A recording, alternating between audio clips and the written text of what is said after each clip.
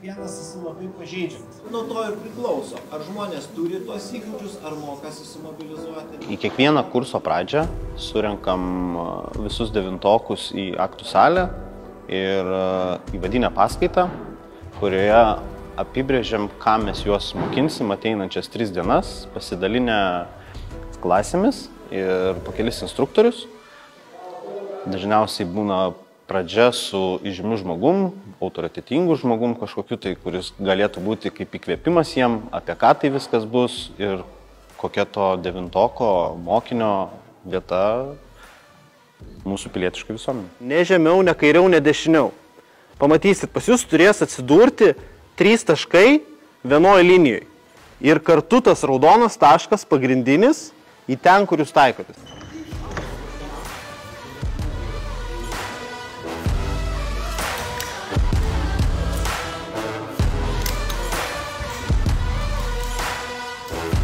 Aš kaip instruktorius atsakingas dažniausiai būnu už šaudymo modulį. Tai reiškia, kiekvieną devintoką mes išmokinam, kaip saugiai elgtis su ginklu, tai yra pagrindinės 3 taisyklės, ir 5 taiklaus šaudymo principai. Tai reiškia, kad mokinys, jeigu jam kažkada tai teks gyvenime pasimti ginklą, kad jisai žinotų, kur jį kreipti ir kaip su juo saugiai elgtis, kaip taikytis ir kaip pataikyti.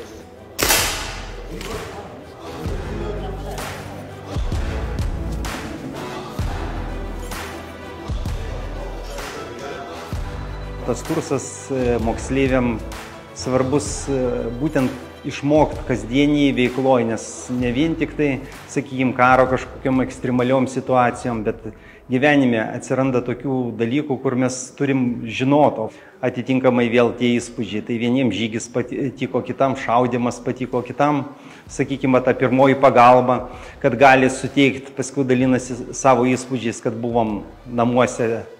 Tai broliukui parodėm, tai tėvam parodėm, pasirodo tas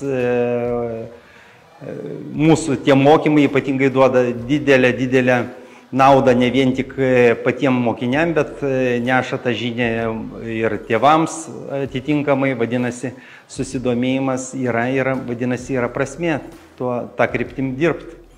O bemokant tuos pačius vaikus, matom, kad ir tie patys dėstytojai, mokytojai klausia, sako, ir mums labai įdomu. Tai net kyla idėja, kad, sakykime, kodėl mūsų tos pačios visuomenės irgi nemokyti tos pačios pirmos pagalbos ar išgyvenamumo tam tikrų principų, kurie gali prisireikti bet kokiose gyvenimo situacijose.